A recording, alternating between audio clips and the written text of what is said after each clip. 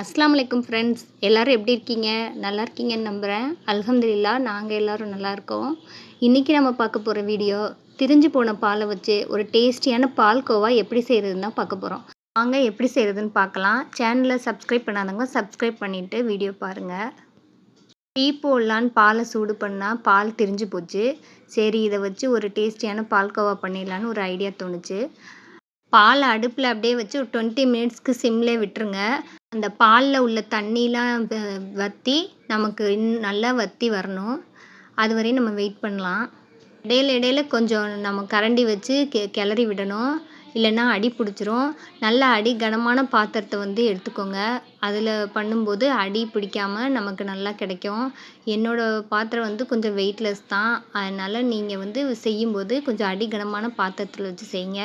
இப்போ பாருங்கள், ஒரு 20 மினிட்ஸ்க்கு அப்புறம் கொஞ்சம் தண்ணி நல்லா வற்றிருக்கு. இன்னும் கொஞ்சம் தண்ணி வற்றணும். நல்லா ஒரு தடவை கிளறி விட்டுட்டு திரும்ப கொஞ்சம் சிம்லே இருக்கட்டும் பால். நல்லா அதில் உள்ள தண்ணிலாம் நமக்கு வற்றணும். அப்போ தான் நமக்கு நல்லா கெட்டியான பால்கோவா கிடைக்கும். பாருங்கள், இப்போ தண்ணி இன்னும் நல்லாவே வற்றிருக்கு. இன்னும் கொஞ்சம் தண்ணி இருக்குது, அதுவும் நம்ம வற்றணும். அதுக்கு நல்லா ஒரு தடவை கிளறி விட்டுட்டு இன்னும் ஒரு 10 மினிட்ஸ் வெயிட் பண்ணலாம். அதில் உள்ள தண்ணிலாம் நல்லா வற்றி வரணும்.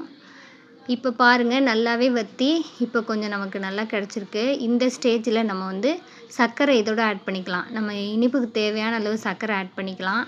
நான் வச்சுருந்த பால் ஒரு 300 ml பால் இருக்கும். அதுக்கு வற்றி இவ்வளோ கிடச்சிருக்கு எனக்கு. இதுக்கு நீங்கள் இனிப்புக்கு தகுந்த மாதிரி சர்க்கரை ஆட் பண்ணிக்கோங்க.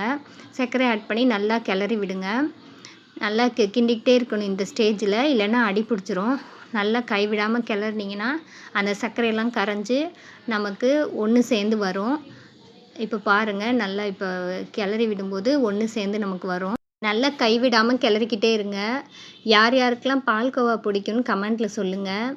எனக்கு ரொம்ப பிடிக்கும். எங்கள் வீட்டு குட்டீஸ்க்கும் பால்கோவா பிடிக்கும். இப்போது சர்க்கரை ஆட் பண்ணிவிட்டு இந்த ஸ்டேஜில் நம்ம நெய் ஒரு ஸ்பூன் சேர்த்துக்கலாம். உங்களோட சாய்ஸ் தான். நெய் வேணும்னா சேர்த்துக்கங்க, இல்லைன்னா ஸ்கிப் பண்ணிக்கலாம்.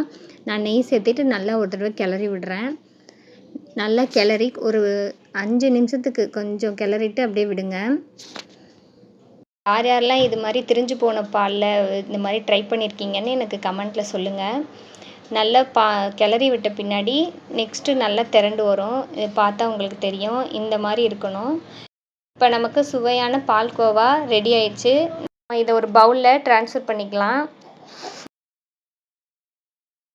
பாருங்கள், எவ்வளோ டேஸ்டியான பால்கோவா நம்ம ஈஸியாக ரெடி பண்ணிட்டோன்னு. இதே மாதிரி நீங்களும் வீட்டில் ஒன் டைம் ட்ரை பண்ணி பாருங்கள். ட்ரை பண்ணிவிட்டு எப்படி வந்துச்சுன்னு சொல்லுங்கள். இதோட கார்னிஷ்காக நான் பாதாம் குட்டி குட்டியாக ஸ்லைஸ் பண்ணிவிட்டு போட்டிருக்கேன். நீங்களும் இதே மாதிரி செஞ்சு சாப்பிட்டு ஹாப்பியாக இருங்க. வீடியோ பிடிச்சிருந்தா கண்டிப்பாக சப்ஸ்கிரைப் பண்ணி ஒரு லைக் கொடுங்க ஃப்ரெண்ட்ஸ். தேங்க்யூ.